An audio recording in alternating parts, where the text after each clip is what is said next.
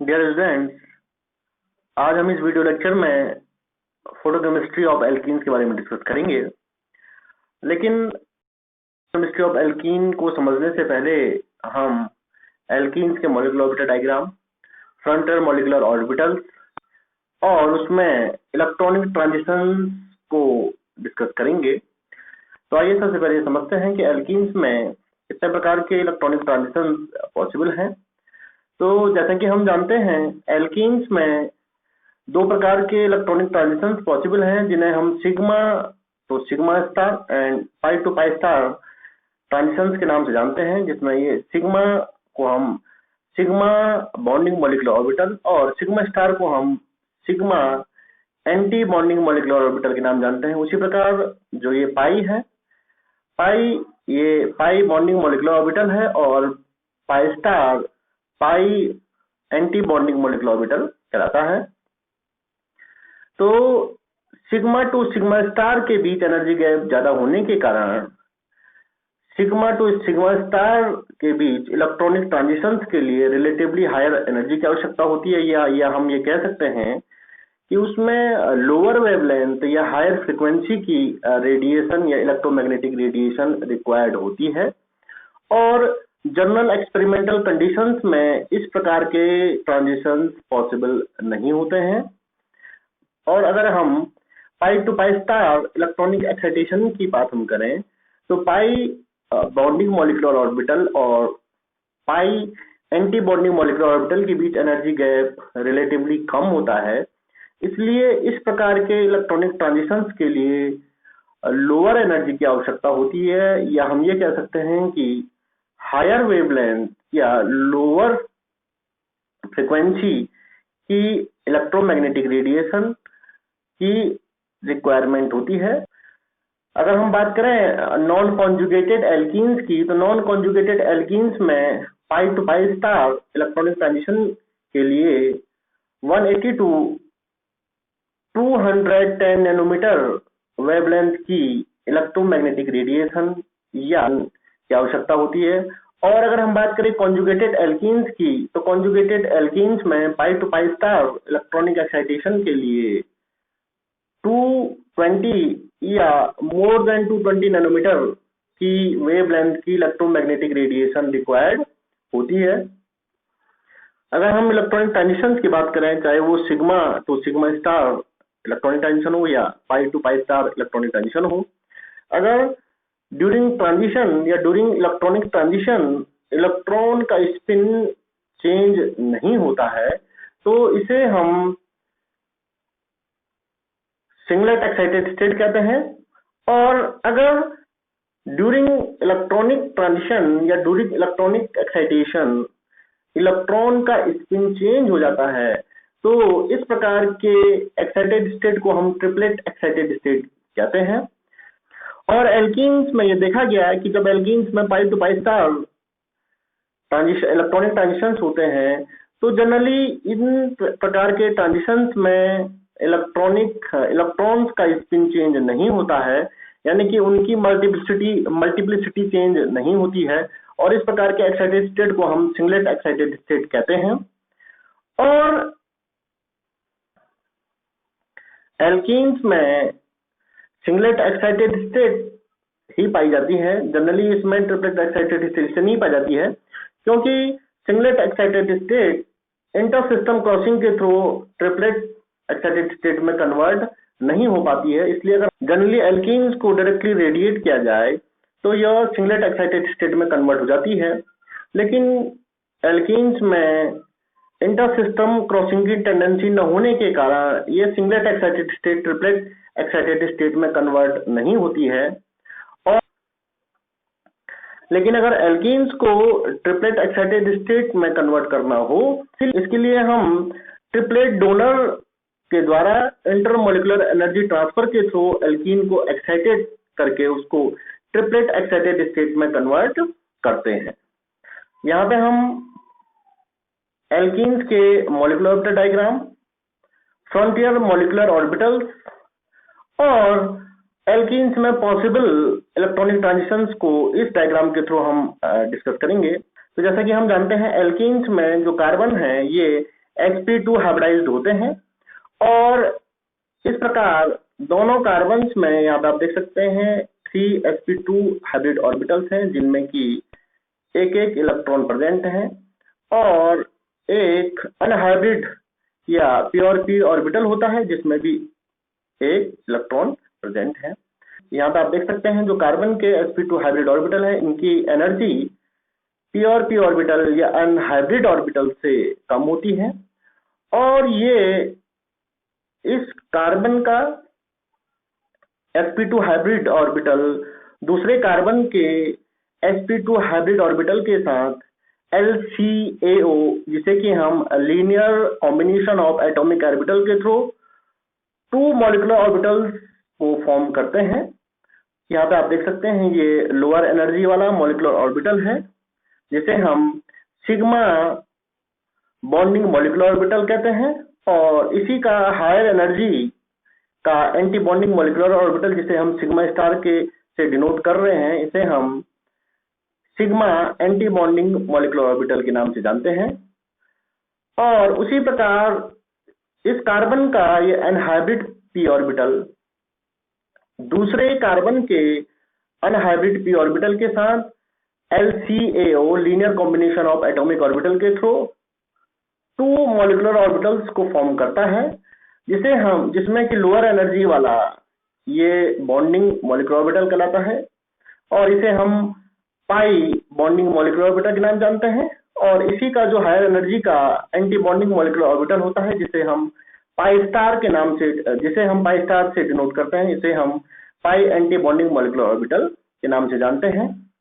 और अगर हम फ्रंटियर मॉलिक्यूलर ऑर्बिटल्स की बात करें तो यहाँ पे आप देख सकते हैं ये पाई बॉन्डिंग मॉलिक्यूलर ऑर्बिटल, जिसमें कि 2 इलेक्ट्रॉन प्रेजेंट हैं, यह होमो कहलाता है, होमो यानी कि हाईएस्ट ऑक्युपाइड मॉलिक्यूलर ऑर्बिटल। और इसके बाद जो लोअर एनर्जी का वैकेंट मॉलिक्यूलर ऑर्बिटल होता है उसे हम ल्यूमो कहते हैं, और ल्यूमो यानी कि लोएस्ट अनऑक्युपाइड मॉलिक्यूलर ऑर्बिटल। तो यहाँ पे ये पाई स्टार या पाई एंटी बॉन्डिंग मॉलिक्यूलर ऑर्बिटल जो है यह ल्यूमो कहलाता है।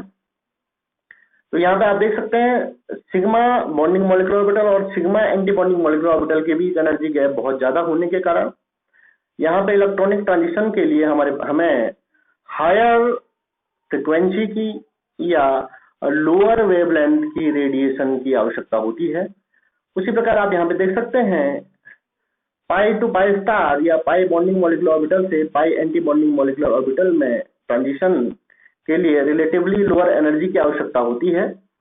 अब आप देख सकते हैं पाई बॉन्डिंग मॉलिक्यूलर ऑर्बिटल और पाई एंटी बॉन्डिंग मॉलिक्यूलर ऑर्बिटल, जिसे हम होमो और ल्यूमो भी कह रहे हैं, इनके बीच एनर्जी गैप कम होने के कारण इन पाई टू पाई स्टार के बीच इलेक्ट्रॉनिक ट्रांजिशन के लिए रिलेटिवली लोअर फ्रिक्वेंसी की या हायर वेवलेंथ की रेडिएशन या इलेक्ट्रोमैग्नेटिक रेडिएशन की आवश्यकता होती है। और आप देख सकते हैं इसीलिए pi to pi star electronic transition easily possible हैं और आसानी से इन ट्रांजिशंस को हम प्राप्त कर सकते हैं। अब हम एक्साइटेड स्टेट की बात करेंगे।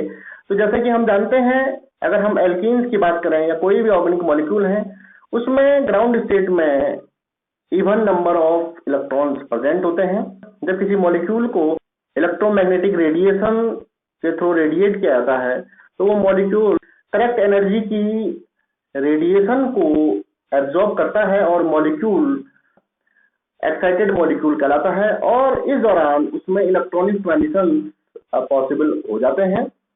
और इलेक्ट्रॉनिक ट्रांजिशन के दौरान अगर इलेक्ट्रॉन्स का स्पिन चेंज नहीं होता है, यानी कि अगर इलेक्ट्रॉनिक ट्रांजिशन के दौरान इलेक्ट्रॉन का स्पिन चेंज नहीं होता है और एक्साइटेड स्टेट में भी इलेक्ट्रॉन का स्पिन पेयर्ड फॉर्म में रहता है, तो इस प्रकार उसकी मल्टीप्लिसिटी में कोई चेंज नहीं आता है, और इस प्रकार के एक्साइटेड स्टेट को हम सिंगलेट एक्साइटेड स्टेट हम कहते हैं और इसको हम S1 से डिनोट करते हैं। लेकिन इसी प्रकार अगर इलेक्ट्रॉनिक ट्रांजिशन के दौरान इलेक्ट्रॉन का स्पिन चेंज हो जाता है या स्पिन इन्वर्जन उसमें हो जाता है, तो इस प्रकार एक नई एक्साइटेड स्टेट प्रोड्यूस होती है, जिसमें कि दोनों इलेक्ट्रॉन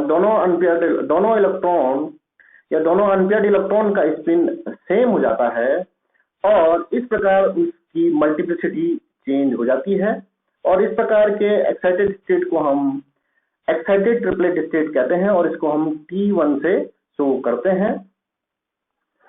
तो यहाँ पे हम देख सकते हैं इलेक्ट्रॉनिक एक्साइटेशन को हम यहाँ पे समझने का प्रयास करते हैं। ये देखिए यहाँ पे ये ग्राउंड स्टेट है और इसको हम S0 से शो कर रहे हैं। दोनों अपोजिट स्पिन वाले इलेक्ट्रॉन्स हैं और यह मॉलिक्यूल की ग्राउंड स्टेट कहलाती है। और अगर ये इनमें से कोई भी एक इलेक्ट्रॉन एक्साइटेड होकर के हायर एनर्जी लेवल में जंप कर जाता है, लेकिन अगर जंप करने के बाद भी इलेक्ट्रॉन का स्पिन चेंज नहीं होता है, उसमें स्पिन इन्वर्जन नहीं होता, आप ये देख सकते हैं। सपोज ये इलेक्ट्रॉन हमारा एक्साइटेड होकर के हायर एनर्जी लेवल में पहुंच गया है, लेकिन आप देखेंगे कि इसका स्पिन अभी भी सेम है या ये दोनों का स्पिन अगर आप कंपेयर करें तो ये दोनों क्या है, स्पिन दोनों का अपोजिट डायरेक्शन में ही है। यानी कि हम ये कह सकते हैं कि इसमें इलेक्ट्रॉन का स्पिन इन्वर्जन नहीं हुआ है।